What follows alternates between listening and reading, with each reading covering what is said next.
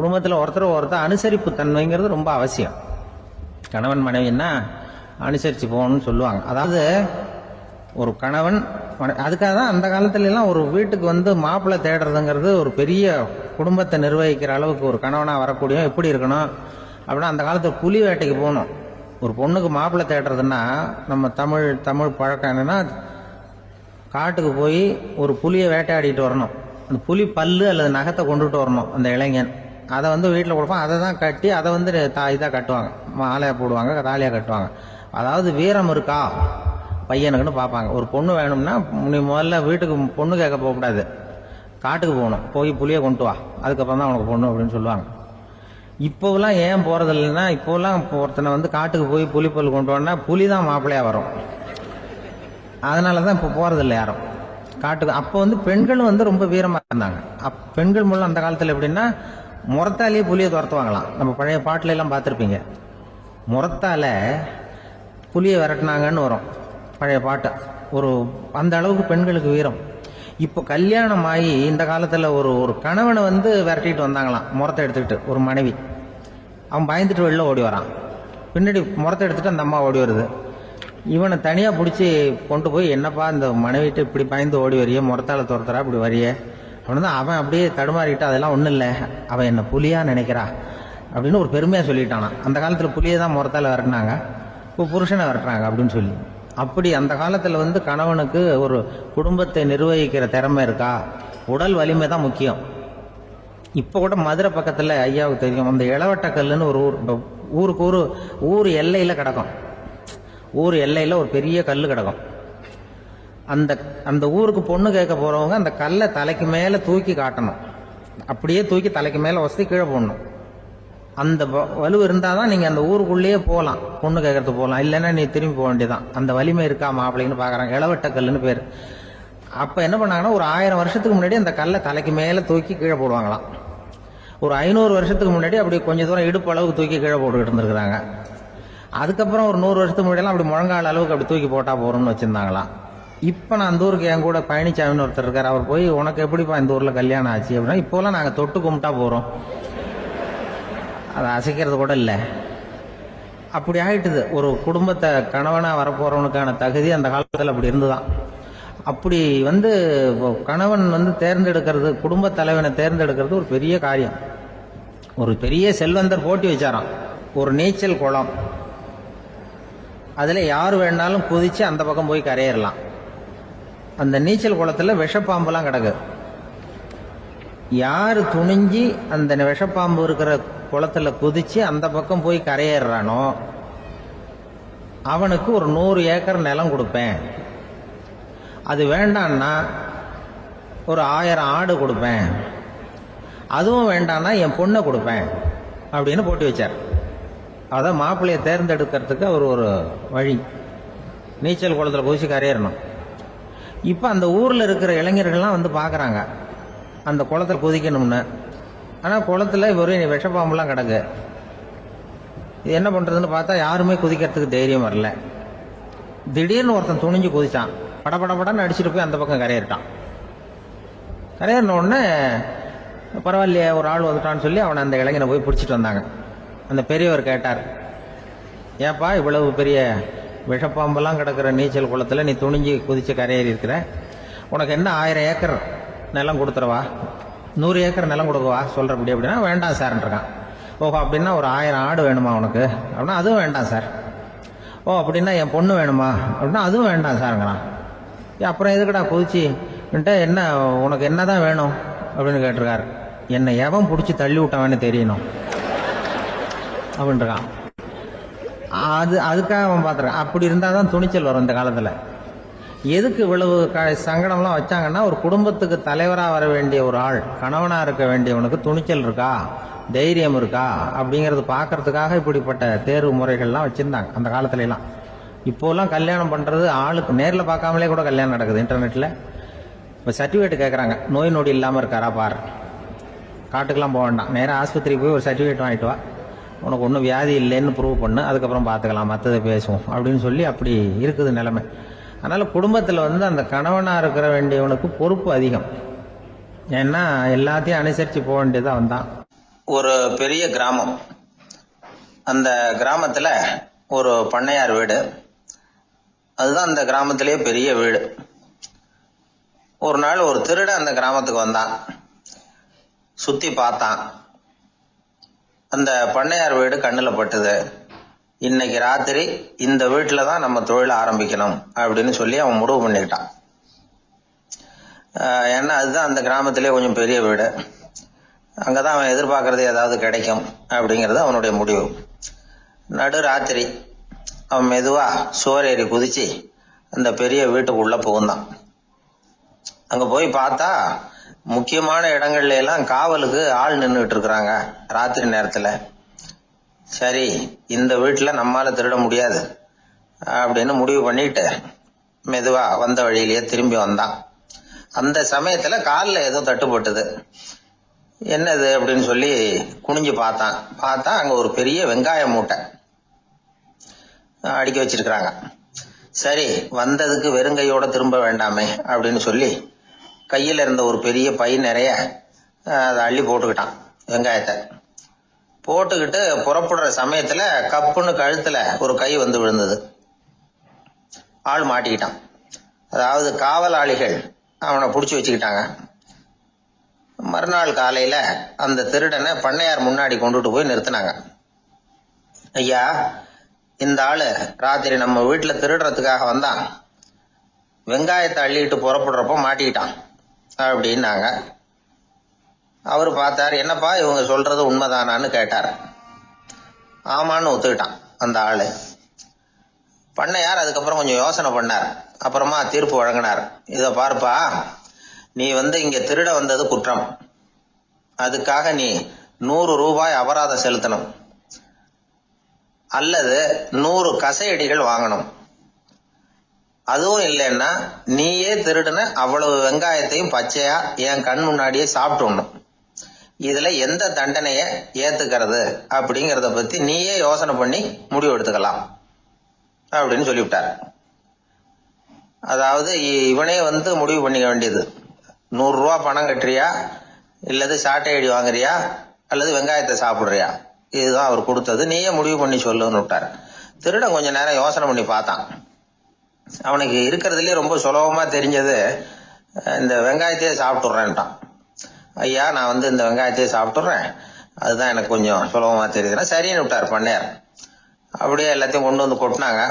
ஒவ்வொன்னா எடுத்து சாப்பிட ஆரம்பிச்சான். கொஞ்ச நேரம் சுவாரஸ்யமா சாப்பிட்டான். அதுக்கப்புறம் வாய் எரிய ஆரம்பிச்சுட்டுது. கண்ணு ரெண்டும் செவந்து போச்சு. கண்ணுல இருந்து தார தாரையா கண்ணீர் வழிய ஆரம்பிச்சுட்டுது. ஒரே எரிச்சல். அவனால தாக்கு பிடிக்க முடியல. வெங்காயம் பாதி கூட தீரல. பார்த்தான், சரி இது நமக்கு சரிப்பட்டு வராது அப்படின்னு முடிவு பண்ணிட்டான். ஐயா, என்னை மன்னிச்சுக்கோங்க, இது என்னால முடியாது போல இருக்கு, பேசாம எனக்கு 100 சாட்டை அடியே கொடுத்துருங்க அப்படின்னா. அவரும் சரின்னார். சாட்டை அடி விழ ஆரம்பிச்சது. அதுவும் ஆரம்பத்துல ஒரு மாதிரியா இருந்தது. ஒரு 60 அடிகள் விழுற வரைக்கும் தாங்கினான். அதுக்கு மேல அவனால முடியல, தாக்கு பிடிக்க முடியல. ஐயா, என்னை மன்னிச்சுக்கோங்க அப்படின்னு மறுபடியும் பண்ணையார் காலில் விழுந்தான்.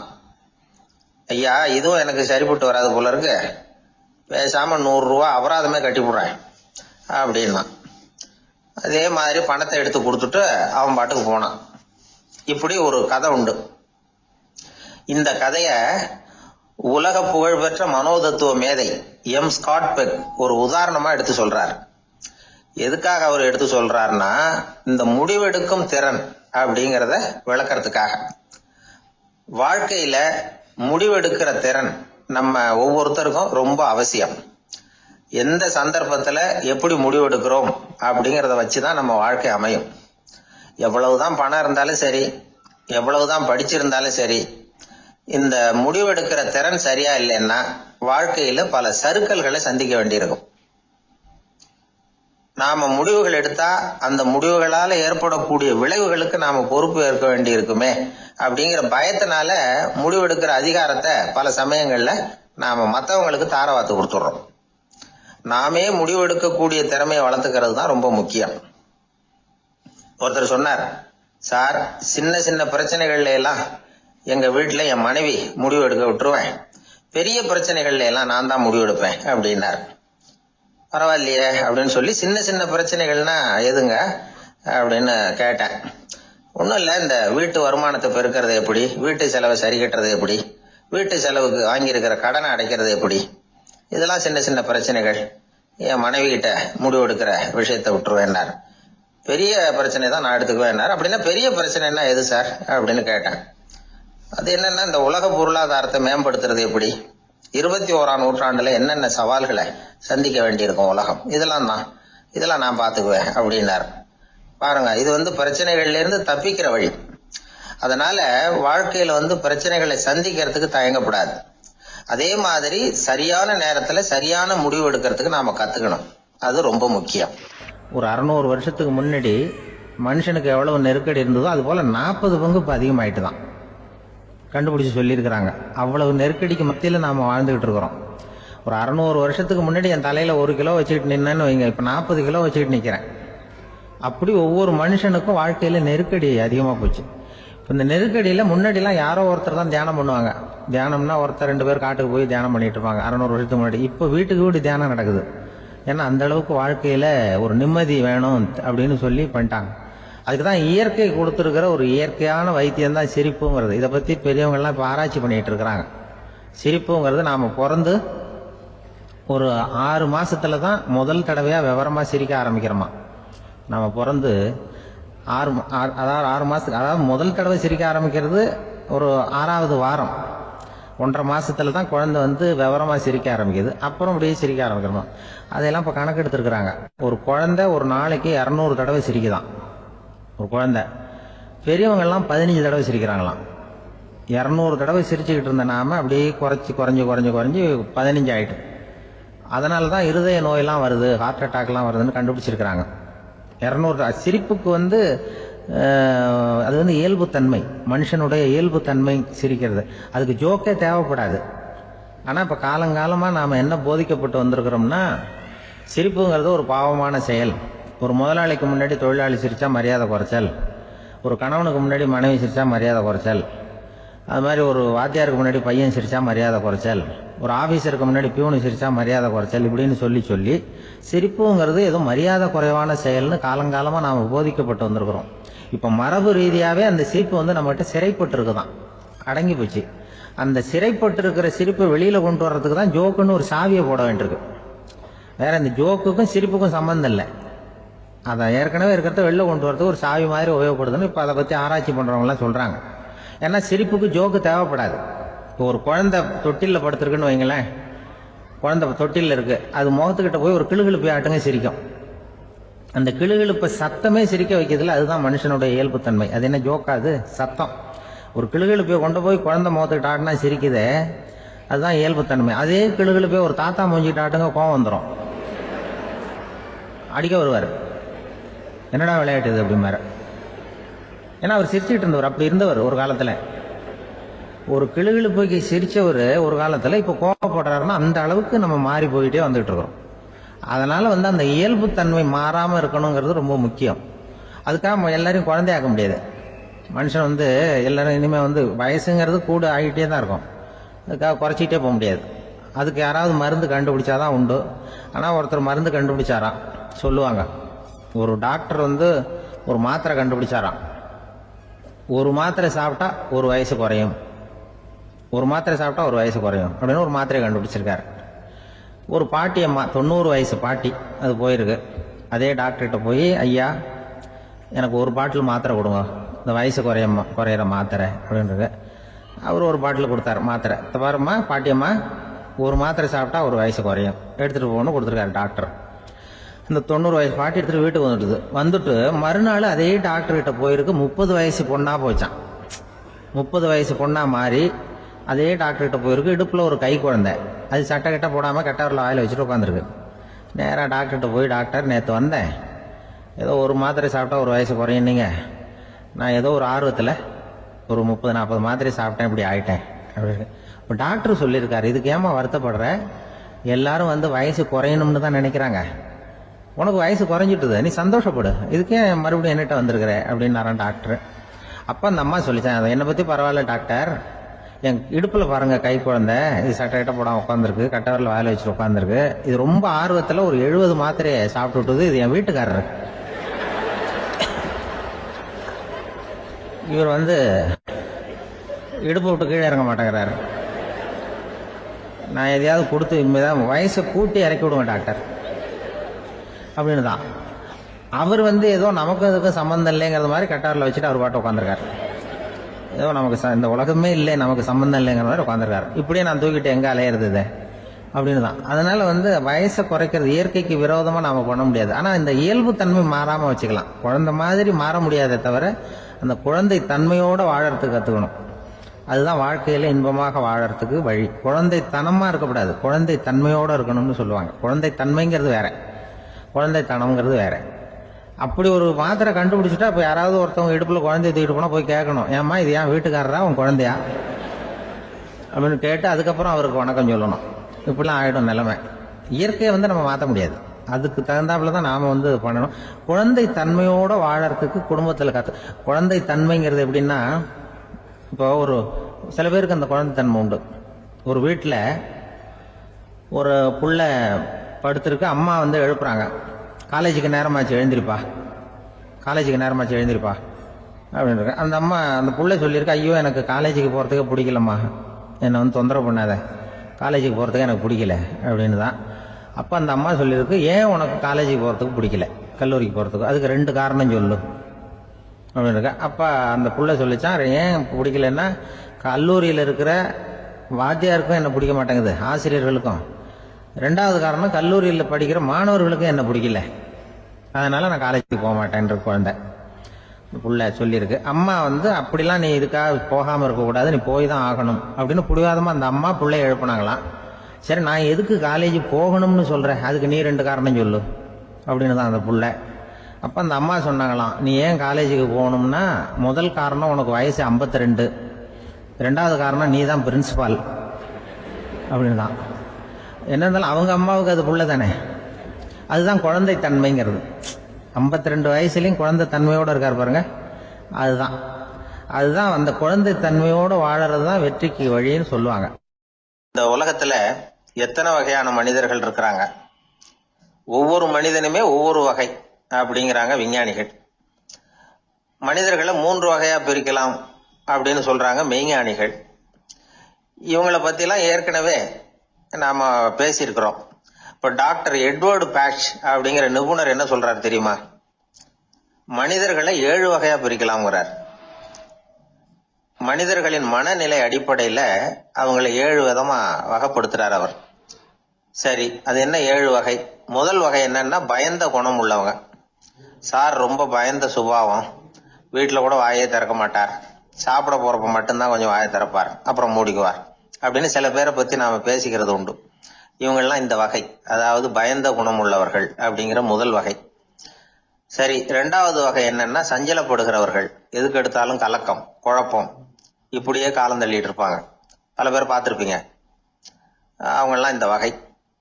3வது வகை என்னன்னா யதார்த்த உலகை மறந்து கற்பனை உலகத்திலேயே மிதக்கிறவங்க. இளைஞர்கள், கவிஞர்கள், இப்படி பல பேர் இருக்கிறாங்க. எப்ப பார்த்தாலும் கற்பனை உலகத்திலேயே மிதந்துகிட்டு இருப்பாங்க. கிட்டத்துல போய் என்னங்க ஒரு மாதிரியா இருக்கிறீங்க அப்படின்னு கேட்டு பாருங்க, அவங்களெல்லாம் ஏதோ ஒரு அற்ப புழுவை பாக்குறது மாதிரி அவங்கள பார்ப்பாங்க. அதுவும் அந்த வானத்து நிலாவை பாருங்கள், அது என்னை வா வான்னு கூப்பிடுது, எனக்கு சீக்கிரத்துல ஒரு நாள் சிறகுகள் முளைக்கும், சிறகடித்து வானத்துல பறந்து போவேன், அந்த செல்ல நிலாவை கொஞ்சிவிட்டு வருவேன், இப்படிலாம் பேசிட்டு இருப்பாங்க. கொஞ்சிறது அப்புறம் இருக்கட்டும், இப்ப கஞ்சிக்கு வழியே பாருப்பா அப்படின்னா அதை காதுல வாங்க மாட்டாங்க. நாம ஏதோ இந்த உலகத்தை அனுபவிக்க தெரியாதவர்கள் மாதிரி நம்மளை அவங்க கவனிப்பாங்க. இப்படி ஒரு ரகம். 4வது வகை மனிதர்கள் எப்படின்னா, இவங்க தனிமை உணர்வு மிக்கவர்கள். இவங்க மற்றவங்களோட இயல்பா நெருங்கி பழகிறது இல்ல, தான் உண்டு தன்னுடைய வேலை உண்டுன்னு இருந்துட்டு போறவங்க. அடுத்த வீட்டுல இருக்கிறவர் யார் அப்படின்னு கேட்டா கூட அடுத்த வீடுன்னு ஒண்ணு இருக்கா அப்படிங்கறது மாதிரி நம்ம முகத்தை பார்ப்பாங்க. அவங்க கிட்ட மேற்கொண்டு நாம என்னத்தை பேச முடியும்? இப்படி ஒரு வகை. 5வது வகை மனிதர்கள் எப்படின்னா, இவங்க வந்து மற்றவங்க செல்வாக்குக்கு உட்பட மறுப்பவர்கள்.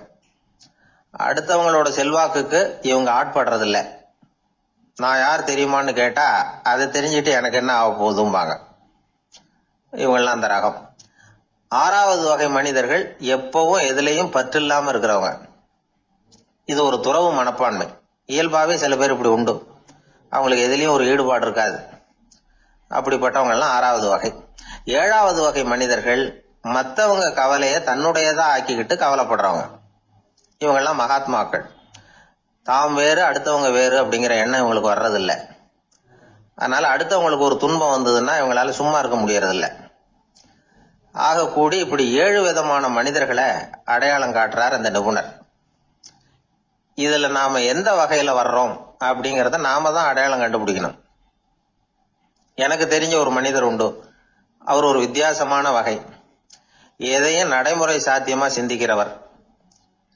எப்பவும் அடுத்தவங்களும் நல்லா இருக்கணும், நாமும் நல்லா இருக்கணும் அப்படின்னு ஆசைப்படுறவர். அவருக்கு ஒரு சமயம் திடீர்னு உடம்பு சுகம் இல்லாம போயிட்டுது. டாக்டர் கிட்ட போனார், பணம் கொடுத்தார், வைத்தியம் பார்த்துக்கிட்டார். அவர் எழுதி கொடுத்த மருந்து சீட்டை வாங்கினார். ஒரு மருந்து கடைக்கு போனார், பணம் கொடுத்தார், மருந்து வாங்கினார். அதை எடுத்துட்டு வீட்டுக்கு வந்தார். அதுக்கப்புறம் அந்த மருந்து அவர் சாப்பிடணும்ல, சாப்பிடவே இல்லை, அப்படியே சும்மா வச்சுட்டார். அவரை பார்த்து கேட்டேன், ஏன் சார் இப்படி பண்றீங்க, வீண் செலவு தானே இது, நீங்க ஏன் டாக்டர் கிட்ட போய் பணம் செலவு பண்ணுனீங்கன்னு கேட்டேன். அவர் சொன்னாரு, டாக்டர் வாழணும் இல்லையா, அதனாலதான் அப்படின்னார். சரி, அப்புறம் ஏன் மருந்து வாங்கினீங்க அப்படின்னு கேட்டேன். மருந்து கடைக்காரர் வாழணும் இல்லையா, அதனாலதான் அப்படின்னார். சரி, அப்புறம் ஏன் வாங்கின மருந்து சாப்பிடாம வச்சுட்டீங்க அப்படின்னதுக்கு, நான் வாழணும் இல்லையா அதனாலதான் அப்படின்னார். இவர் வாழ்க்கையை புரிஞ்சுக்கிட்டவர்.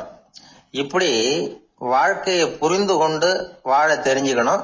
எந்த வகை மனிதர் நாம் அப்படிங்கறத புரிஞ்சுக்கிட்டு வாழ்ந்தோம்னா வாழ்க்கையில வெற்றி நிச்சயம். மனித நேயம்ங்கிறத பத்தி சொல்லுவாங்க. மனித நேயம் ஏன்னா ஒரு கணவன் கணவனா இருக்கணும், மனைவி மனைவியா இருக்கணும். ஒரு மனுஷன் இன்னைக்கு மனிதனாக இல்லை.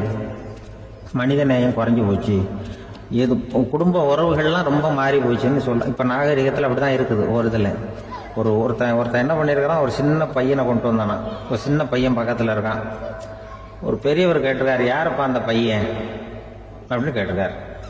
இவன் சொன்னானா, இந்த பையன் எனக்கு தூரத்து உறவுன்னு இருக்கான். சரி, தூரத்து உறவுன்னா எப்படி அப்படின்னு கேட்டிருக்கான்.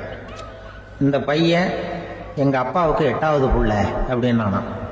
கூட பிறந்தவனே அவ்வளவு தூரமா போயிட்டான், 8வதா பிறந்தான். அப்படி இருக்கு குடும்ப உறவுகள்ங்கிறது. மனுஷனுக்கு வேல்யூ விஞ்ஞானம் எப்படி போட்டிருக்குன்னா, ஒரு மனித உடம்புல இருக்கிற கால்சியத்தை மட்டும் தனியா எடுத்தா ஒரு சின்ன ரூமுக்கு வெள்ளை அடிக்கலாமா. ஒரு மனுஷ உடம்புல இருக்கிற பாஸ்பரஸை மட்டும் தனியா எடுத்தா ஒரு 40 நெருப்பு வச்சு தயார் பண்ணலாம். ஒரு மனுஷ உடம்புல இருக்கிற இந்த கொழுப்பு சத்தை மட்டும் தனியா எடுத்தா ஒரு 7 சோப்பு கட்டி தயார் பண்ணலாம். அது மாதிரி ஒரு மனுஷ உடம்புல இருக்கிற இரும்பு சத்தை மட்டும் தனியா எடுத்தா ஒரு 2 அங்குல ஆணி 2 செய்யலாம். இவ்வளவுக்கும் விலை போட்டா 42 ரூபா 50 காசு. இதுதான் மனுஷனுக்கு விஞ்ஞானம் போட்டிருக்கிற விலை. அது எப்போ அது ஒசரும்னா, அவன் மனுஷனா இருக்கிற வரைக்கும் இருக்கிறப்ப. அதுவும் செத்து போனா அதுவும் கிடையாது, செத்து போனா அதுவும் குறைஞ்சிரும். மிருகங்களுக்கெல்லாம் அப்படி இல்லை, செத்ததுக்கு அப்புறம் விலை கூடும். அங்கெல்லாம் எல்லா ஊர்லயும் பாத்தீங்கன்னா உயிர் கோழி 50 ரூபா, உரிச்ச கோழி 60 ரூபான்னு போட்டிருக்கோம். செத்ததுக்கு அப்புறம் 10 ரூபா அதிகம்.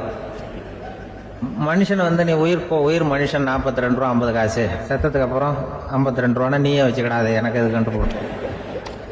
அவன் எப்போ அவனுக்கு வேல்யூ கூடும்னா, மனிதன் மனிதனாக வாழும்பொழுதுதான் வேல்யூ கூடும். குடும்பத்துல அந்த பாசத்தோட வாழணும்னு கடவுள்கிட்ட கேட்டு சொன்னாங்களே, அதுதான். இந்த சமூகம்ங்கிறது ஒரு பெரிய குடும்பம் தான். அதனாலதான் இந்த நாட்டுக்குள்ள பெருமையை எல்லாரும் ஒற்றுமையா இருந்தா எதையும் சாதிக்கலாம்ங்கிறது தான் இந்த நாட்டுக்குள்ள பெருமை அப்படி நிரூபிச்சோம். அதனால சமூகம்ங்கிறதும் ஒரு குடும்பம் மாதிரி இருக்கிறது தான் பெருசு. இப்ப சில இதெல்லாம் ஜாதி மத வேறுபாடெல்லாம் நம்முடைய முன்னேற்றத்தை தடுக்கும். விலங்குகள் நம்மளோட மேலானது. அதான் ஒரு ஊர்ல ஒரு சிவன் கோயில் இருந்துதான். சிவன் கோயில்ல அந்த புறாவெல்லாம் வளர்ந்துகிட்டு இருந்திருக்கு. அந்த மாடத்துல, சிவன் கோயில் மாடத்துல புறாவெல்லாம் கூடி இருந்திருக்கு. உடனே அதுக்கு கும்பாபிஷேகம் பண்றதுக்காக ஊர்ல திட்டம் போட்டாங்க. சிவன் கோயிலுக்கு வெள்ளடிக்க ஆரம்பிச்சாங்க. வர்ணம் பூச ஆரம்பிச்சதும் அதுக்கு சாரம் கட்டுவாங்கல்ல, இந்த குச்சியெல்லாம் வச்சு சாரம் கட்டுவாங்க. உடனே இந்த புறாவெல்லாம் என்ன பண்ணிச்சான், இனிமே நம்ம இங்க வெள்ளை அடிக்கிறாங்க, கும்பாபிஷேகம் வருது, நம்ம இங்க குடியிருக்க முடியாது, எதிர்த்தாப்புல எங்க போகலான்னு பார்த்துருக்கு. இந்த உயரம் கோபுரத்துல இருந்த புறாவெல்லாம் எதிர்த்தாப்புல ஒரு மாதா கோயில் இருந்திருக்கு, சர்ச்சு. அங்க சில மாடங்கள்ல புறாவெல்லாம் இருக்குது, சில மாடம் இருக்கு. உடனே நம்மெல்லாம் அங்க போயிடும் கொஞ்சம் காலத்துக்குன்னு எல்லாம் புறப்பட்டு இந்த மாதா கோயிலுக்கு போயிடுது. அங்க போனா அங்க இருக்கிற புறாவோட சேர்ந்து இதுவும் குடியிருந்துட்டு இருக்கு. கொஞ்ச நாள் என்னாச்சு, அங்க கிறிஸ்துமஸ் வந்துட்டுது. கிறிஸ்துமஸ் வந்தது சரி, இங்கேயும் வெள்ளடிக்க ஆரம்பிக்கிறாங்க. நம்ம மறுபடியும் எங்கடா போறதுன்னு பார்த்தா அங்க இருக்கிற புறாவோட சேர்ந்து இதுவும் சேர்ந்து நேரா ஒரு பள்ளிவாசல் இருந்தது. எதுக்கு அங்க இருக்கிற மாடத்துல போய் அங்க குடியேறிட்டது எல்லாம். அங்க போனா அங்க ரமலான் மாசம் வந்து ரம்ஜானுக்காக அதையும் புதுப்பிக்க ஆரம்பிச்சாங்க. இது என்ன பண்றதுன்னு சொல்லி இந்த 3 செட்டு புறாவும் சேர்ந்து என்ன பண்ணுச்சு, எங்க போலான்னு பார்த்தா மறுபடியும் அதுக்குள்ள இந்த சிவன் கோயில்ல கும்பாபிஷேகம் முடிஞ்சு போச்சான். முடிஞ்சிருக்கு, அங்க போடுவோம் எல்லாரும் சொல்லி எல்லா புறாவும் அந்த சிவன் கோயிலுக்கு வந்துடுது. அங்க போய் மாடத்துல குடியிருந்துட்டுது. அப்போ திடீர்னு ஒரு நாள் பார்த்தா ஒரே கலவரம் பூமியில எல்லாம் ஒருத்தன் அருவாளை தூக்கிட்டு நிற்கிறான், குச்சி எடுத்து ஒருத்தனோட சுட்டுக்கிறான், ஒரே கலவரம், சத்தம், ஒரே மத கலவரம் வந்துட்டுது ஊர்ல. அப்போ புறாவெல்லாம் மாடத்துல இருந்துக்கிட்டு ஒரு குஞ்சு புறா அவங்க அம்மாட்ட கேட்டுதான், இது என்ன இந்த மனுஷனுக்கு என்ன ஆச்சு, இந்த மனுஷனுக்கு என்ன ஆச்சு, அவன் கத்தியை தூக்கிட்டு நிற்கிறானே அப்படின்னு கேட்டுதான். ஒரு குஞ்சு புறா அவங்க அம்மாட்ட கேட்டுதான். அம்மா புறா அம்மா அந்த புறா சொல்லிச்சான், மனுஷனுக்கு இப்போ மதம் பிடிச்சிருக்கு, அதான் கத்தியை தூக்கிட்டு நிற்கிறான் அப்படின்னு இருக்கு. இப்போ நமக்கெல்லாம் பிடிக்கலையே அப்படின்னு தான். அப்போ அந்த புறா சொல்லிச்சான், அந்த பாருமா, நாம் வந்து இந்த சிவன் கோயிலில் இருந்தாலும் நமக்கு புறான்னு தான் பேர், இந்த மாதா கோயிலுக்கு போனாலும் நமக்கு புறான்னு தான் பேர், பள்ளிவாசலுக்கு போனாலும் நமக்கு புறான்னு தான் பேர். அந்த மனுஷன் அப்படி இல்லை, அவன் இங்கே இருக்கிற வரைக்கும் இந்துன்னு சொல்லுவான், அங்கே மாதா கோயில் இருந்தான்னா கிறிஸ்தவன்னு சொல்லுவான், பள்ளிவாசலில் இருந்தான்னா முஸ்லீம்னு சொல்லுவான். அப்போ குஞ்சு புறா அது என்ன இப்படி பண்ணுறாங்க மனுஷங்க, இப்போ அவங்கள விட நம்ம வசதி போல் இருக்க, நம்ம தேவலாம் போல் இருக்க அப்படின்னு தான் அந்த குஞ்சு புறா. அப்போ அந்த தாய் புறா சொல்லிச்சான், உண்மைதான், அதனால தான் நம்ம மேலான இடத்துல இருக்கிறோம், அவன் கீழே நிற்கிறான் இன்னமும் அப்படின்னு சொல்லிச்சுதான். அந்த குடும்பம்ங்கிறது, சமுதாயம்ங்கிறது ஒரு பெரிய குடும்பம், அது இந்த புறாகிட்டேருந்து மனுஷன் கற்றுக்க வேண்டியிருக்கு. அப்படி இருக்குது இன்னைக்கு மனுஷனுடைய நிலைமை. அதை வந்து புரிஞ்சுக்கணும். அப்படித்தான் ஒவ்வொரு இதுலேயும் நாம் வந்து நடந்து கொள்ள வேண்டியிருக்குது. மிருகங்கள்டேருந்து கற்றுக்கிற வாய்ப்பெல்லாம் இருக்குது. அப்படி சொல்லுவாங்க. ஒருத்தன் தன்னுடைய நண்பனை வழியில பார்த்தான், என்னப்பா லெட்டர் போட்டுனே கிடைச்சதா அப்படின்னா, ஓ கிடைச்சதேன்னா அவன். இவன் உடனே, ஏன்டா போய் சொல்ற, நான் உனக்கு லெட்டரே போடல, சும்மா தான் கேட்டேன், உடனே கிடைச்சிட்டுதுங்கிறிய அப்படின்னா. லெட்டர் போட்டேன்னு நீ போய் சொல்றப்போ அது கிடைச்சதுன்னு நான் போய் சொல்லக்கூடாதா அப்படின்னு நானா அவன். இப்படிப்பட்டவங்க சில பேர் இருந்தா கூட இன்னைக்கு கடிதம் மூலமா தொடர்பு கொள்ளாதவங்க இருக்கவே முடியாது.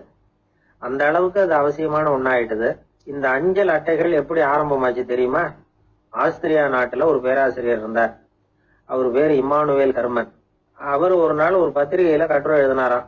இது நடந்தது 1869.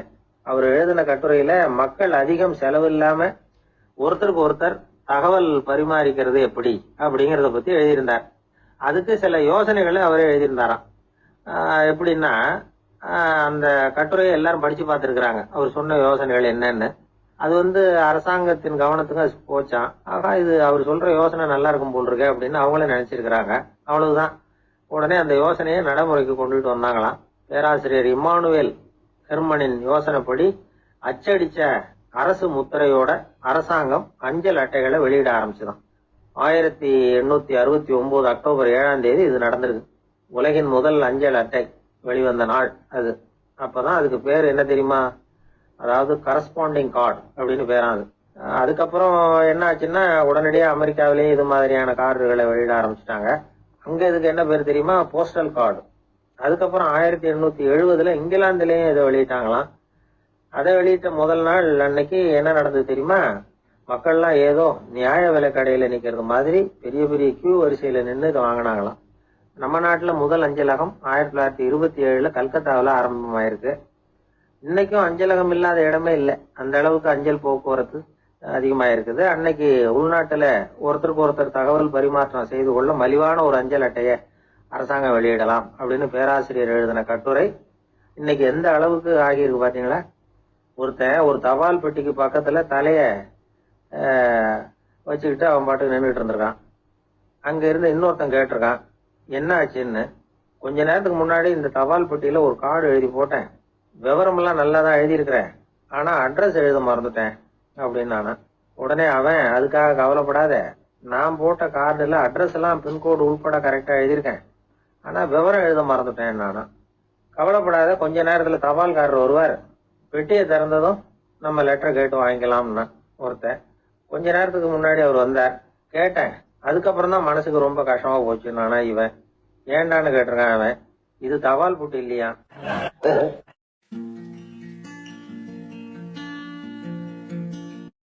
அளவுக்கு மிஞ்சினால் அமிர்தமும் நஞ்சு அப்படின்னு சொல்லுவாங்க. அது உண்மைதான். ஒருத்தருக்கு அளவுக்கு மீறிய புகழ் வந்துட்டுதுன்னு வச்சுங்க, அது கூட ஆபத்தா போயிடுறது உண்டு.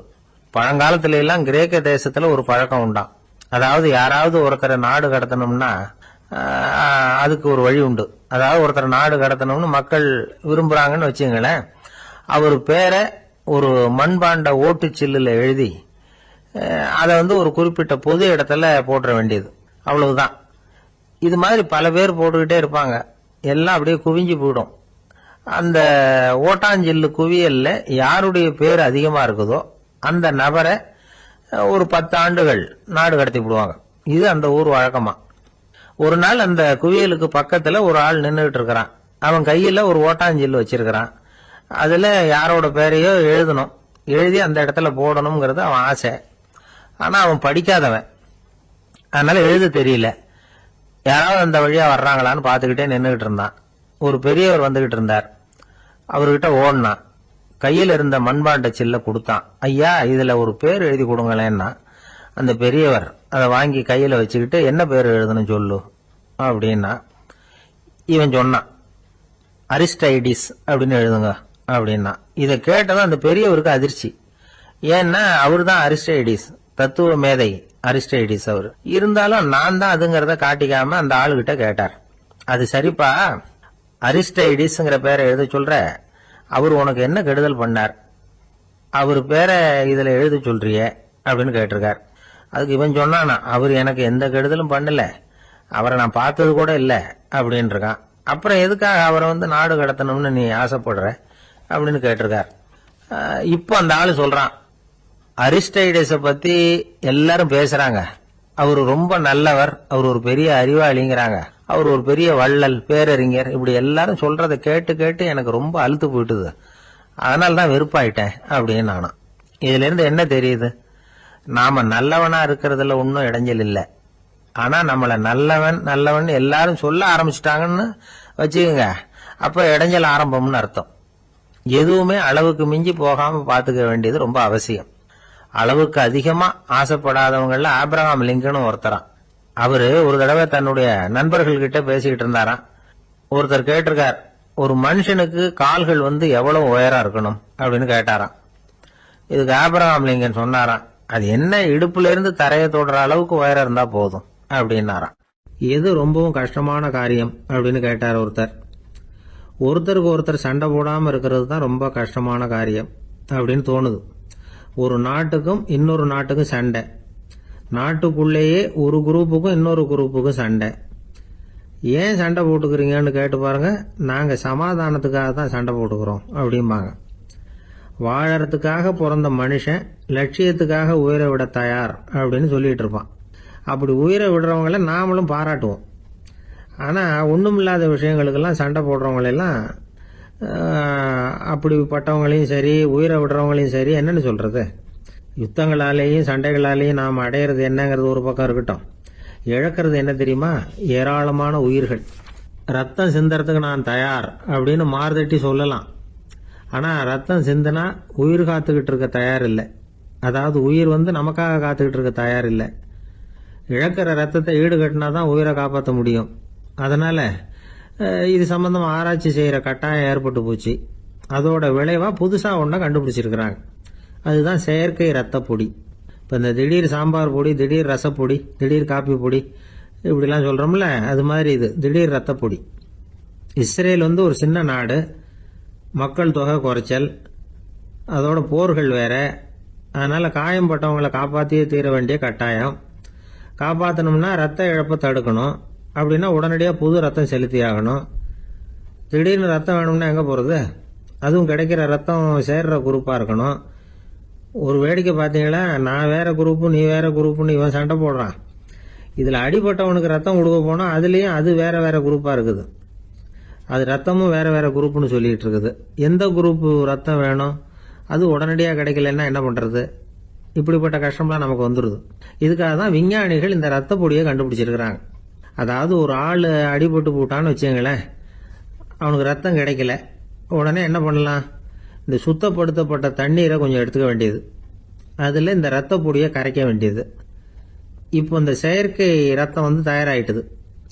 இதை அந்த ஆள் உடம்புல ஏற்றி விட்டுற வேண்டியது. இயற்கையாக நம்ம உடம்புல இருக்கிற ரத்தம் என்னென்ன வேலை செய்யுதோ அதே வேலையை இதுவும் செய்யும். அதாவது ஆக்சிஜனை உடம்புல எல்லா இடத்துக்கும் எடுத்துகிட்டு போகுது.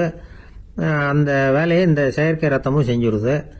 ஆனால் ஒரு விஷயம், இந்த செயற்கை ரத்தம் ஒரு அவசரத்துக்கு தான் உபயோகப்படுத்தலாம், ஒரு முதல் உதவி மாதிரி. அதை அப்படியே நிரந்தரமாக விட்டுற முடியாது. பின்னாடி தேவையான குரூப்பு உண்மையான ரத்தம் கிடைச்ச உடனே அதை செலுத்திக்கணும். உண்மையான ரத்தத்தை 20லேருந்து 40 நாள் வரைக்கும் தான் பாதுகாக்க முடியும். அதுவும் குளிர்பதன பெட்டியில். அதுக்குள்ளே உபயோகப்படுத்தலைன்னா அது வீணாக போயிடும். இந்த ரத்த பொடி அப்படி இல்லை, எவ்வளோ நாள் வேணும்னாலும் அப்படியே வச்சுருக்கலாம். குளிர்பதன பெட்டியும் தேவையில்லை. ஆனால் ஒன்று, இது தண்ணியில் கலந்து செயற்கை ரத்தமாக ஆக்கிவிட்டா அதோட வலு 72 மணி நேரம் தான், அதாவது 3 நாள். அதுக்குள்ளே அந்த ஆசாமியை எங்கேயாவது ஆஸ்பத்திரிக்கு தூக்கிட்டு போய் உண்மையான ரத்தத்தை கொடுத்துடணும். சண்டையில் அடிபடுறவங்க, சாலை விபத்தில் அடிபடுறவங்க, இவங்களுக்கெல்லாம் அவசரத்துக்கு கை கொடுத்து உதவுறது இந்த செயற்கை ரத்த பொடி. அதுக்கப்புறம் நாம் கொடுக்குற ரத்தம் தான் அவங்கள காப்பாற்றணும். இன்னைக்கு ரத்தத்தை தானமாக கொடுக்க தயாராக இருக்கிற நல்ல உள்ளங்கள் ஏராளம். எவ்வளவு ஆக்சிடென்ட், ஆப்ரேஷன், இதில் சம்மந்தப்பட்டவங்களை காப்பாற்றுறது நாம் தானமாக கொடுக்குற ரத்தம் தானே. ஒரு ஆக்சிடென்ட்டு, ஒரு ஸ்கூட்டர் ஒரு ஆள் மேலே மோதி விட்டுது. பார்த்து வரக்கூடாதா அப்படின்னா அந்த ஆள், நீ தான் பார்த்து நடக்கணும், ஏன்னா 20 வருஷமாக நான் அந்த ஸ்கூட்டரை ஓட்டிகிட்டு இருக்கிறேன் அப்படின்னானா இவன். இதுக்கு அவன் சொன்னானா, நீ தான் பார்த்து ஓட்டணும், ஏன்னா 40 வருஷமாக நான் இப்படி நடந்துகிட்டு இருக்கிறேன் அப்படின்னானா. ஒருத்தர் ஓடி வந்தார், இன்னொருத்தரை பார்த்து, சார் உங்கள் சைக்கிளை ஒரு நாள் இரவல் கொடுங்களேன், பக்கத்து ஊருக்கு போயிட்டு வர வேண்டியிருக்கு அப்படின்னார். இவர் சைக்கிளை கொடுத்து பத்திரமா கொண்டுட்டு போங்கன்னார். சார் இதை பத்திரமா கொண்டு போகிறேன், கவலையே வேணாம், ஏன்னா இது உங்களோட சைக்கிள் அப்படின்னு நான் நினைக்கல, என்னோட சைக்கிளாக நினைக்கிறேன் அப்படின்னார். அதுக்கப்புறம் தான் இவருக்கு உண்மையாகவே பயம் வந்துட்டுது. ஏன்னா அவர் சொன்னது மாதிரி அதை தன்னோட சைக்கிளாகவே நினச்சி தள்ளிட்டு போட்டா என்ன பண்ணுறது. எது எதை நம்முடையதா நினைக்கணுங்கிறதுக்கு ஒரு வரையறை இருக்கு. சில பேர் ஆஃபீஸையே வீடாக நினச்சி விடுறது உண்டு. அப்படிப்பட்டவங்க கூட வீட்டை ஆஃபீஸாக நினைக்கிறது இல்லை. ஏன்னா வீட்டில் இவர் ஆஃபீஸராக நடந்துக்க முடியறதில்லை. இதெல்லாம் ஒரு பக்கம் இருக்கட்டும், இப்போ விஷயத்துக்கு வருவோம். பொறியியல் மேதை டாக்டர் விஸ்வேஸ்வரய்யா இருந்தார் இல்லையா, பாரத ரத்னா விருதெல்லாம் கொடுத்தாங்களே. ஆஃபீஸ் வேலை வேற, சொந்த வேலை வேற அப்படிங்கிறதுக்கு ஒரு உதாரணமாக இருந்தவர் அவர். மைசூர் மகாராஜா கிட்ட திவானா இருந்தார். அவர் ஒரு நாள் அரசாங்க வேலை காரணமாக வெளியூர் போயிருந்தார். ஹாசன்கிற ஊருக்கு பக்கத்தில் ஒரு பயண மாளிகை, அங்கே தங்கிவிட்டார்.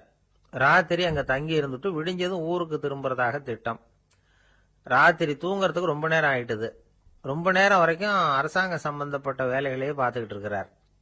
அரசாங்க ஃபைல்கள் நிறைய இருந்தது. அதையெல்லாம் ஒவ்வொன்றா எடுத்தார், படித்து பார்த்தார், பரிசீலனை பண்ணார். அதில் எழுத வேண்டியதை எழுதினார், கையெழுத்து போட்டார். ஒரு வழியாக அந்த வேலையெல்லாம் முடிஞ்சுது. அதுக்கப்புறம் என்ன பண்ணார்னா, தன்னுடைய சூட்கேஸை திறந்தார். அதிலிருந்து 2 மெழுகுவத்தியை எடுத்து கொளுத்தி வச்சார். அந்த பயண மாளிகையில் அது வரைக்கும் எரிஞ்சுக்கிட்டு இருந்த மின்சார விளக்குகளை அணைச்சுட்டார். அதுக்கு பிறகு அந்த மெழுகுவத்தி வெளிச்சத்தில் சில புத்தகங்களை தொடர்ந்து படிக்க ஆரம்பிச்சிட்டார். அந்த பயண மாளிகையில் பணியாளராக இருந்தவர் இதை பார்த்துட்டு ஓடி வந்தார். மறுபடியும் மின் விளக்க போடுறதுக்காக போனார். விஸ்வேஸ்வரய்யா அதை பார்த்துட்டு போட வேணாம்ட்டாராம். இதுவரைக்கும் நான் அரசாங்க அலுவல்களை கவனிச்சுக்கிட்டு இருந்தேன், அதனால மின் விளக்குகள் அப்போ எரிஞ்சதில் தப்பு இல்லை. இப்போ நான் புத்தகம் படிச்சுக்கிட்டு இருக்கேன், இது என்னுடைய சொந்த வேலை, இங்கே இருக்கிற மின் விளக்கு அதுக்காக ஏன் எரியணும் அப்படின்னு கேட்டாராம். இப்போ இருக்கிற சில அரசு பணியாளர்கள் கிட்ட இந்த சம்பவத்தை பேச்சோட பேச்சா சொல்லி பார்த்தேன். அவங்களால இதை ஜீரணிக்கவே முடியல. நேர்மை தேவைதான் சார், அதுக்காக அவ்வளவு தூரத்துக்கு அது தேவையா அப்படிங்கிறாங்க. விஸ்வேஸ்வரய்யா அப்படி பண்ணினது தான் ஒரு நேர்மையாளர் அப்படின்னு இந்த உலகத்துக்கு நிரூபிக்கணுங்கிறதுக்காக இல்லை. தான் அப்படி நடந்து காட்டினா தன்னை சுற்றி இருக்கிறவங்களும் அதை கேள்விப்படுறவங்களும் முடிஞ்ச அளவுக்கு பொது வாழ்க்கையில், அரசு பணியில் நேர்மையை கடைபிடிக்க முயற்சி பண்ணலாமே அப்படிங்கிறதுக்காகத்தான். இப்பவும் சில பேர் இருக்கிறாங்க, இவங்க ஆஃபீஸ் வேற வீடு வேறன்னு நினைக்கிறது இல்லை, அவ்வளவு உரிமை. ஒருத்தர் அப்படிதான், அவருக்கு அவசரமா 5000 ரூபாய் தேவைப்பட்டது. ஆபீஸ் பணத்தை எடுத்துக்கிட்டார். அந்த நேரம் பார்த்து ஆடிட் வந்துட்டுது. ஆப்பிட்டுக்கிட்டார். விசாரணை நடக்குது. அவர் சொல்றார், சார் நான் நேரம் காலம் பார்க்காம ஆபீஸில் வேலை செய்வேன், ஏன்னா அதை என்னோட ஆபீஸா நினைக்கிறேன். அவசரத்துக்கு அந்த பணத்தை எடுத்தேன், மறுபடியும் வச்சுடலாம்னு தான் இருந்தேன், அதுக்குள்ள இப்படி ஆயிட்டுது. நீங்க என்ன நினைச்சாலும் சரி, நான் ஆபீஸ் வேற வீடு வேற அப்படின்னு நினைக்கிறது இல்லை, அது என்னோட சுபாவம் அப்படின்னார். விசாரணை பண்ணவர் தீர்ப்பு வழங்கினார். உங்க சுபாவத்துக்கு மதிப்பு கொடுத்து நானும் தீர்ப்பு வழங்குறேன். நீங்க கொஞ்ச நாள் ஜெயிலில் இருந்துட்டு வாங்க, அது உங்களுக்கு கஷ்டமா இருக்காதுன்னு நினைக்கிறேன்.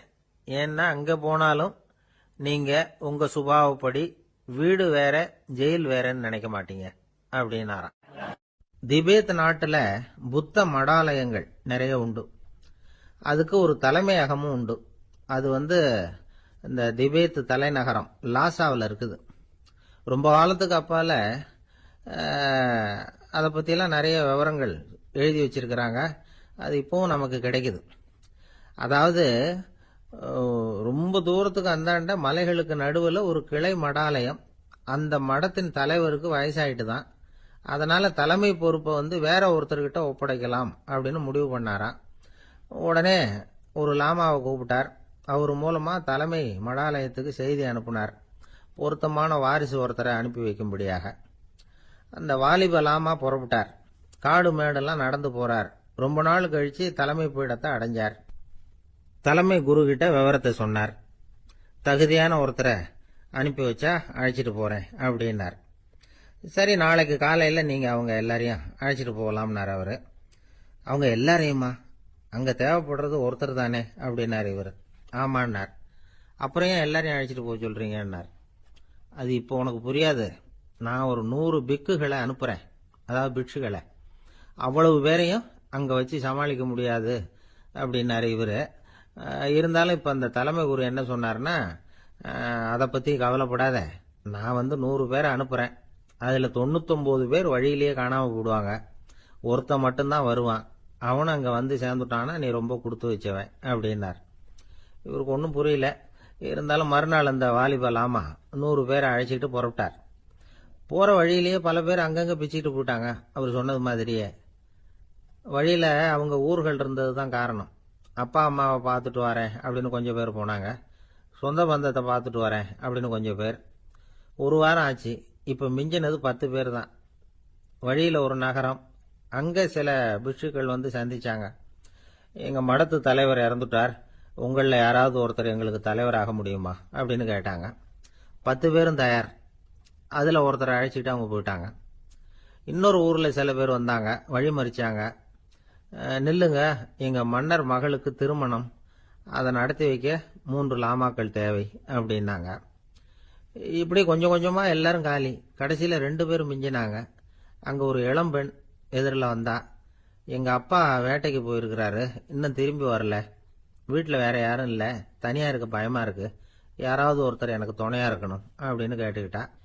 எங்க 2 பேர்ல நீயே ஒருத்தரை தேர்ந்தெடுத்துக்கோ, இல்லைன்னா எங்களுக்குள்ள சண்டை வந்துடும் அப்படின்னாங்க. இப்ப மிஞ்சினவர் ஒருத்தர். அவருக்கும் ஒரு சோதனை வந்தது. ஒரு தர்க்கவாதி எதிரில் வந்தா, உன்னோட வாதம் பண்ணணும்னா. இவனோட வாதம் பண்றேன், அது முடிய ரொம்ப காலம் ஆகலாம். தர்க்கத்துல நான் ஜெயிச்சா அங்க வரேன், இல்லைன்னா இவருடைய சீடனை ஆயிடுவேன் அப்படின்னார் அவரு. கடைசியா அழைக்க வந்த வாலிப லாமா மட்டும் வெறும் கையோட திரும்பி போனார். அங்க இருந்த வயசான மடாதிபதி கேட்டார், எத்தனை பேர் அங்கிருந்து புறப்பட்டீங்கன்னார். என்னையும் சேர்த்து 101ன்னார் அவரு. நல்லது, நீயாவது திரும்பி வந்திய, அதுதான் எனக்கு போதும். ஏன்னா நீ தான் எனக்கு உண்மையான வாரிசு. அந்த 100 பேர்ல யாரும் வரமாட்டாங்க அப்படின்னார் அவர். ஏன்னா அவருக்கு தெரியும் இவர் ஒருத்தர் தான் திரும்பி வருவாருங்கிறது. திபேத்துல ஒரு பழங்கால பழமொழி உண்டாம், 100 பேர் செல்லலாம், எப்பொழுதாவது ஒருவன் அபூர்வமாக அடைய வேண்டிய இடத்தை அடைவான். இதுதான் அந்த பழமொழி. ஒரு உன்னதமான இலக்கை அடையணும்னா அது அவ்வளவு சுலபமான காரியம் இல்லை. இந்த காலத்து மடாலயம் ஒண்ணு, அதுல ஒரு தலைவர், அவருக்கு வயசாயிட்டது, தனக்கு ஒரு வாரிசை நியமிக்கணும் அப்படின்னு ஆசைப்பட்டார். ரொம்ப கஷ்டப்பட்டு ஒருத்தரை பிடிச்சார். தனக்கு வாரிசா நியமிச்சுட்டு அவர் சமாதி ஆயிட்டார். புதுசா பொறுப்பேற்றுக்கிட்டவர் அப்படியே உட்கார்ந்துருந்தார். அவரை தேடிட்டு பத்திரிகை நிருபர்கள்லாம் வந்தாங்க, கேட்டாங்க. அவரு உங்க பொறுப்புல அவர் பெரியவர் விட்டுட்டு போன இது எவ்வளவு சுமாரா தேரும், எவ்வளவு விட்டுட்டு போனார் அப்படின்னு கேட்டிருக்கிறாங்க. அது என்ன ஒரு 50 லட்சம் இருக்கும் அப்படின்னாராம். அவ்வளவும் பணமா அப்படின்னு கேட்டிருக்காங்க. இல்லைங்க, கடன் அப்படின்னாராம் இவர். அந்த மரத்தின் உச்சியில ஒரு பறவை கூடு, ஏதோ ஒரு பறவை கூடு கட்டி இருந்தது. அது என்ன பறவைன்னா ராஜாளி. ஒரு குரங்கு அந்த மரத்து கிளையில தாவி தாவி குதிச்சுக்கிட்டு இருந்தது. அப்போ இந்த கூட்டுல இருந்த முட்டை அது கண்ணுல போட்டுட்டுது. அதுக்கப்புறம் அது சும்மா இருக்குமா? விளையாட்டா ஒரு முட்டையை எடுத்தது, மரத்தை விட்டு கீழே இறங்குச்சு. கீழே ஒரு குப்பை மேட்டில் ஒரு கோழி சில முட்டைகளை அது பாட்டுக்கு இட்டு வச்சிருந்தது. குரங்கு தன் கையில இருந்த ராஜாளி பறவையோட முட்டைய அந்த கோழி முட்டைகளோட சேர்த்து போட்டுட்டு போயிட்டுது. கோழி வந்தது, பார்த்தது, அதுக்கு ஒன்னும் வித்தியாசம் புரியல. தன்னுடைய முட்டைகளோட சேர்த்து அந்த ராஜாளி முட்டையையும் சேர்த்து அடைகாத்துது. கொஞ்ச நாள்ல குஞ்சுகள் எல்லாம் பொரிச்சுது, எல்லாம் முட்டையை விட்டு வெளியில வந்தது. ராஜாளி பறவையோட குஞ்சு அந்த கோழி குஞ்சுகளோடவே சேர்ந்து வளர்ந்தது. மற்ற கோழி குஞ்சுகள் போலவே இதுவும் குப்பையை கிளறிச்சு புழு பூச்சிகளை சாப்பிட்டது. காக்கைகள் தாக்கிறதுக்கு வந்ததுன்னா மற்ற கோழி குஞ்சுகள் மாதிரியே இதுவும் பயந்து போய் தாய் கோழியின் சிறகுகளுக்கு உள்ள வந்து ஒளிஞ்சுக்கும்.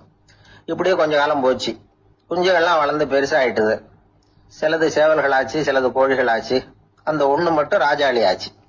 ஆனா ஒரு விஷயம், தான் ஒரு ராஜாளிங்கிறது அந்த பறவைக்கு தெரியாது. தன்னையும் ஒரு கோழின்னே அது நினைச்சுக்கிட்டு இருக்கு. அப்படி நினைச்சுக்கிட்டு குப்பை மேட்டை கிளறிக்கிட்டு இருக்கு. ஒரு நாள் சாயந்தர நேரம் இந்த ராஜாளி பறவை கீழே அது பாட்டுக்கு வழக்கம் போல குப்பையை கிளறிக்கிட்டு இருக்குது. அப்போ அண்ணாந்து பாக்குது. வானத்துல உயரத்துல கூட்டமா ராஜாளி பறவைகள் உல்லாசமா வட்டம் அடிச்சு பறந்துகிட்டு இருக்கு. அதே இது பாக்குது. இதுக்கு மனசுக்குள்ள ஏக்கமா போச்சான். அப்போ இதுக்கு ஆண்டவன் பேர்ல கோபம் வந்துதான். ஆண்டவனுக்கு என் பேர்ல ஏன் இந்த ஓர வஞ்சனை? என்னையும் ஒரு ராஜாளியா படைச்சிருந்தா நானும் கூட இந்நேரம் ஆகாயத்துல உல்லாசமா பறந்துகிட்டு இருப்பேனே அப்படின்னு நினைச்சு வருத்தப்பட்டுதான். இது வேடிக்கையா இருக்குல்ல? ஒரு வகையில பார்த்தா நாம கூட இந்த ராஜாளி பறவை மாதிரி தான் வாழ்ந்துகிட்டு இருக்கோம் அப்படிங்கிறார் ஒரு உளவியல் நிபுணர். நம்மால எவ்வளவு வேலை செய்ய முடியும் அப்படின்னு நாம நினைச்சுக்கிட்டு இருக்கிறோமோ அதை விட பல மடங்கு நம்மால வேலை செய்ய முடியுமா, பல மடங்கு வேகமாவும் வேலை செய்ய முடியும் அப்படிங்கிறார் அவர். நம்முடைய முழுமையான பலம் என்னங்கிறது நமக்கே தெரியறதில்ல. அதுதான் கஷ்டம். நம்முடைய பலம் தெரியாததுனாலதான் நாம எதுக்கு எடுத்தாலும் பயந்துகிட்டு இருக்கிறோம். ஒரு ஆள் இருந்தான். அவனுக்கு எப்படின்னா கோழியை கண்டா பயப்படுவான். ஏன் கோழியை கண்டா பயம்னா, அவனுக்கு மனசுக்குள்ள தான் ஒரு புழுன்னு நினைப்பு. தன்னை ஒரு புழுவா நினைக்கும் பொழுது, புழுன்னா கோழி வந்து கொத்தும்ல, அதனால கோழியை கண்டு பயப்பட ஆரம்பிச்சிட்டான். இவன் நடுங்கிருவான். எதிரில் கோழி வந்ததுன்னா உடம்பு பூரா நடுங்க ஆரம்பிச்சிடும். வீட்டுல இருக்கிறவங்க பார்த்தாங்க. இவனை அழைச்சிட்டு போய் ஒரு மனநோய் மருத்துவமனையில சேர்த்துட்டாங்க. அங்க உள்ள டாக்டர் இவருக்கு சிகிச்சை எல்லாம் கொடுத்தார். ஒரு வாரம் இவனை தங்க வச்சு வேண்டிய சிகிச்சை எல்லாம் கொடுத்து மன ரீதியா அவனை மாத்தி, சரி இனிமே நீ வீட்டுக்கு போகலாம்னு சொல்லி அனுப்பி வச்சார். வீட்டுக்கு புறப்பட்டான். அப்ப சொன்னார், இத பாருப்பா, நீ வீட்டுக்கு போகலாம், நேரா வீட்டுக்கு போ, நல்லா ஞாபகம் வச்சுக்கோ, இனிமே வந்து நீ ஒரு புழு கிடையாது, மனுஷன், தைரியமா புறப்படு, போயிட்டு வா அப்படின்னு சொல்லி வழி அனுப்பி வச்சார். சரிங்க டாக்டர்னு சொல்லிவிட்டு இவன் புறப்பட்டு போனான். பாதி வழி போயிருப்பான். லேசா நிமிர்ந்து பாக்குறான், எதிரில் ஒரு கோழி வந்துகிட்டு இருக்கு. அது பாட்டுக்கு சாதாரணமா நடந்து வந்துகிட்டு இருந்தது. அவ்வளவுதான், இவன் உடம்பு கிடுகிடுன்னு ஆட ஆரம்பிச்சுட்டுது. திரும்பி ஓடி வந்துட்டான். டாக்டர் கேட்டார், ஏன்பா திரும்பி ஓடி வந்துட்டேன்னு. பாதி தூரம் போயிட்டேன் டாக்டர், எதிரில் ஒரு கோழி வந்துகிட்டு இருக்குது, அதான் பயமா இருந்தது வந்துட்டேன்னா. டாக்டருக்கு ஒரு மாதிரி ஆயிடுது. அவர் சொன்னார், இத பாருப்பா, நான் தான் சொன்னேனே, நீ ஒரு புழு இல்ல, மனுஷன். இனிமே நீ புழு கிடையாது, நீ ஒரு மனுஷன். நீ ஒரு புழு இல்லைங்கிறது இன்னமும் உனக்கு புரியலையா அப்படின்னாரு டாக்டர். நான் புழு இல்லைங்கிறது எனக்கு தெரிஞ்சுட்டுது டாக்டர், இது அந்த கோழிக்கு தெரியுமான்னு தெரியலையே அப்படின்னா. இவெல்லாம் எந்த காலத்துல மாறுறது? அதனால வாழ்க்கையில வெற்றி பெறணும் அப்படின்னு நினைக்கிறவங்க யாரா இருந்தாலும் தன்னுடைய பலம் என்ன அப்படிங்கறத முதல்ல புரிஞ்சுக்கணும். தன்னுடைய சக்தியை புரிஞ்சுக்கிட்டவன் வெற்றி பெறுவது நிச்சயம். காலை நேரம், கடற்கரை ஓரம், காலை வீசிக்கிட்டு கையை வீசிக்கிட்டு ஏதோ சண்டைக்கு போற சிப்பாய் மாதிரி எல்லாரும் நடந்து போயிட்டு இருக்கிறாங்க.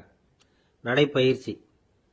அதுல நமக்கு தெரிஞ்ச ஒருத்தர் எதிரில் வந்தார் ரொம்ப வேகமா. என்ன சார் வாக்கிங்க அப்படின்னு கேட்டோம். அவரால் ஆமாம்னு பதில் சொல்ல முடியல. அவ்வளவு கஷ்டம். மூச்சு விடுறதுக்கே வாயை திறந்து திறந்து மூடிட்டு இருக்கிறார். எங்க பேசுறது? கொஞ்சம் நின்று நிதானிச்சு மூச்சு விட்டுட்டு அதுக்கப்புறம் சொன்னார் ஆமா அப்படின்னு. என்ன சார் இவ்வளவு வேகம்னோ? உங்க பேச்சை கேட்டுட்டு தான் சார் நடக்க ஆரம்பிச்சோம். நீங்க தான் அடிக்கடி சொல்லிட்டு இருந்தீங்க நடக்கிறது நல்லதுன்னு. அன்னையிலேருந்து ஆரம்பிச்சுட்டேன். ஆனால் ரொம்ப கஷ்டமா இருக்குது சார். இப்ப பாருங்க, உங்ககிட்ட சுலபமா பேசக்கூட முடியல, மூச்சு வாங்குது, உடம்பு கூட வலிக்கிறது மாதிரி இருக்கு அப்படின்னு அவர் பாட்டுக்கு பேச ஆரம்பிச்சுட்டார். உங்களை யாரு சார் இவ்வளவு வேகமா நடக்க சொன்னது? வேகத்தை குறைங்க, மெதுவா நடங்க அப்படின்னோம். நீங்க நடக்கிறதுனால என்னென்ன சௌகரியம்னு அன்னைக்கு சொன்னீங்களே தவிர சௌகரியமா நடக்கிறது எப்படின்னு சொல்லலையே அப்படின்னாரு அவர். இன்னமும் லேசா மூச்சு வாங்கிட்டே சொன்னா கூட இவர் சொல்றதுலயும் ஒரு நியாயம் இருக்கு. அதனால இந்த நடைப்பயிற்சி பண்றவங்க கவனிக்க வேண்டிய சில முக்கியமான குறிப்புகள் இருக்கு. அது என்னென்னங்கிறத அவங்க தெரிஞ்சுக்கணும். அது தெரிஞ்சு வச்சுக்கிறது நல்லது. இதெல்லாம் மருத்துவ நிபுணர்கள் சொல்ற குறிப்புகள். அவங்க என்ன சொல்றாங்க தெரியுமா? உங்க வயசு 40க்கு மேலையா? உங்க எடை இருக்க வேண்டியதை விட 10 கிலோ அதிகமா இருக்குதா? நீங்க புகை பிடிக்கிறவரா? இதய நோய், ரத்த நாள நோய், உயர் ரத்த அழுத்தம் இப்படி ஏதாவது உங்களுக்கு உண்டா? அப்படின்னா நீங்க உங்க இஷ்டத்துக்கு வரிஞ்சு கட்டிக்கிட்டு நடைப்பயிற்சி பண்ண ஆரம்பிச்சிடாதீங்க. முதல்ல ஒரு மருத்துவ பரிசோதனை பண்ணிக்கங்க, அதுதான் நல்லது அப்படின்னு அவங்க சொல்றாங்க. நடக்கிறப்போ, உடற்பயிற்சி செய்யறப்போ மார்பு பகுதியில அல்லது வேற எங்கேயாவது தொடர்ந்து வலி இருந்ததுன்னா பயிற்சியை நிறுத்தி விட்டு டாக்டரை போய் பார்க்கணும். நடைப்பயிற்சி பண்றப்போ உங்க சக்திக்கு தகுந்த மாதிரி மெதுவா அதிக கஷ்டம் இல்லாம முன்னேறலாம். அங்க என்ன போட்டியா வைக்கிறாங்க? முந்திக்கிட்டு போய் என்ன பண்ண போறோம்? பரிசா வாங்க போறோம். அதனால நிதானம் அவசியம் அப்படிங்கிறது அவங்க ஆலோசனை. தொந்தரவு கொடுக்காத ஷூ, ட்ரெஸ் இதுகளை உபயோகப்படுத்துங்க. பாதத்துல ஆடு தசை இருக்குல்ல, அங்க ஏதாவது பிரச்சனை இருந்ததுன்னா டாக்டரை பாருங்க. இந்த பாதத்துல வலி வரும் அந்த இடத்துல. வெயில் காலமா இருந்தா தலைக்கு தொப்பி வச்சுக்கோங்க. பனியில நடந்தாலும் அப்படித்தான். தலையை பத்திரமா பாத்துக்குங்க. நம்ம கிட்ட ஏதோ கொஞ்சம் உருப்படியா தெரியறது அதுதானே. உடற்பயிற்சிக்கு முன்னாடி பின்னாடி பயிற்சி செய்யறப்போ நிறைய தண்ணி குடிக்கலாமா. முதல் 1 மாசத்துக்கு கொஞ்சம் தளர்த்தியா சாவகாசமா நடக்கலாம். மணிக்கு 3 அல்லது 4 கிலோமீட்டர் வேகம்னு வச்சுங்களேன். அதுக்கப்புறம் வேகத்தை அதிகப்படுத்தலாம்.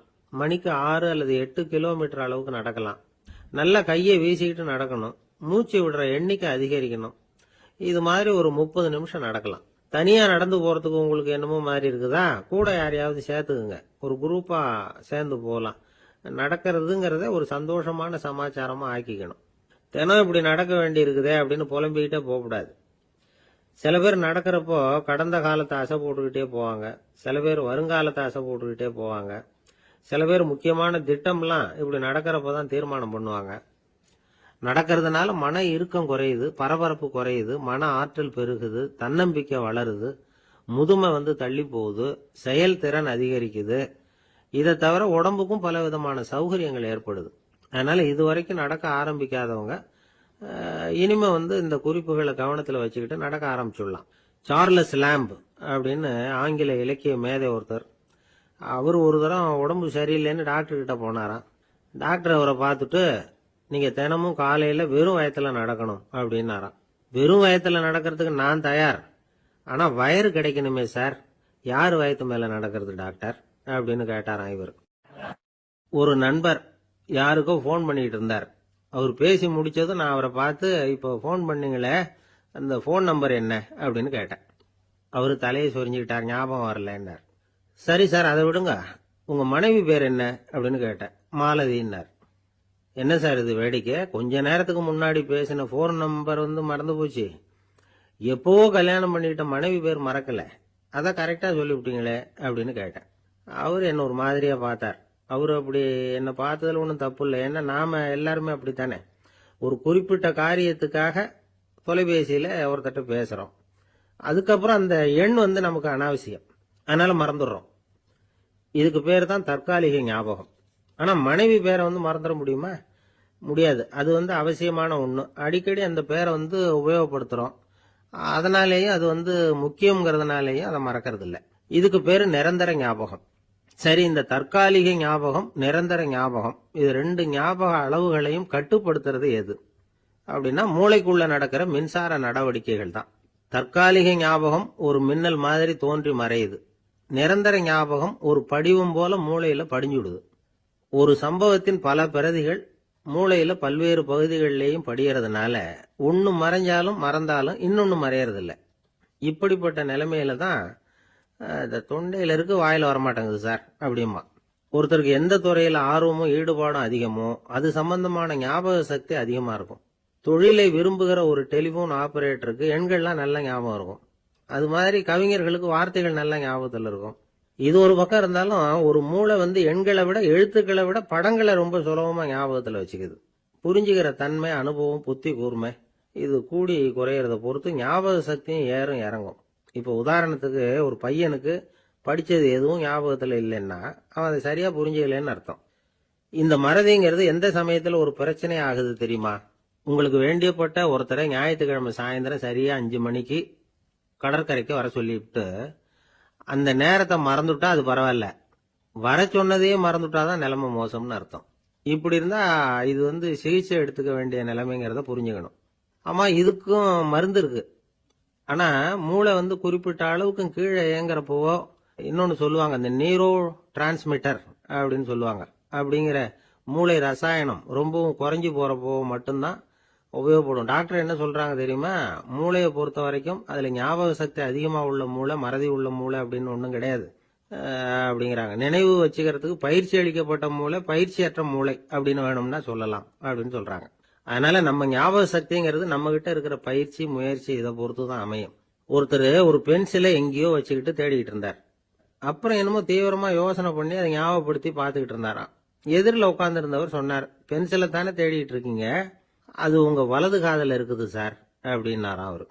இதுக்கு அவரு சொல்லியிருக்காரு, பென்சிலை வலது காதுல தான் வச்சிருக்கேங்கிறது எனக்கு நல்லா ஞாபகம் இருக்கு, ஆனா எது வலது காதுங்கிறது தான் மறந்து போச்சு அப்படின்னாராம். அவர் அதை தான் யோசிச்சுட்டு இருந்திருக்கிறார்.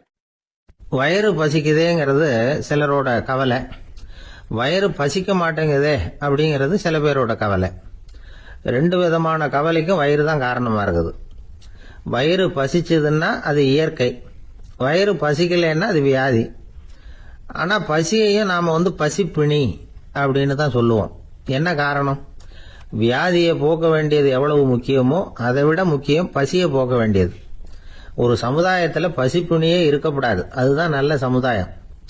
பசியை போக்கணும்னா சாப்பாடு போடணும், பசியின்மையை போக்கணும்னா வைத்தியம் தான் பண்ணணும். இது சம்பந்தமா எவ்வளவோ ஆராய்ச்சிகள் நடக்குது, நிறைய மருந்து கண்டுபிடிச்சிருக்கிறாங்க.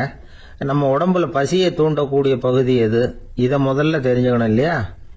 நாம சாப்பிடுற ஆகாரம் செரிக்கிறதுக்கு எது காரணம் தெரியுமா? நம்ம மூளையோட பின்பகுதி தான் அதுக்கு காரணமா இருக்குதாம். மூளையின் பின்பகுதியில நரம்பு செல்களால் ஆன 2 வகையான ஆரக்சின்கள் தான் பசியை உண்டாகுது அப்படின்னு கண்டுபிடிச்சிருக்கிறாங்க. 2 ஆய்வாளர்கள் இதை கண்டுபிடிச்சிருக்காங்க. அவங்க 2 பேரும் டெக்சாஸ் பல்கலைக்கழகத்துல ஹார்வர்டு ஹக்ஸ் மருத்துவ கல்வி நிலையத்தில் பணிபுரிகிறவங்களாம். உண்பது தேவைங்கிறது உணரப்படும் போது மூளையின் அந்த குறிப்பிட்ட பகுதி ஆரக்சின் அப்படிங்கிற ஹார்மோன்களை சுரக்கும், அது பசி உணர்வை தூண்டும் அப்படிங்கிறது தான் அந்த ஆய்வாளர்களின் கண்டுபிடிப்பு. இந்த ஆரக்சின் வேற சில உயிரினங்கள்லயும் உண்டு. இப்ப எலிகள்ல கூட இது இருக்குது. அதனால எலிகளை வச்சு இது சம்பந்தமா ஆராய்ச்சி பண்ணாங்க. எலிகள் உடம்புல ஆரக்சினை செலுத்தி பார்த்தாங்க. உடனே என்னாச்சு தெரியுமா?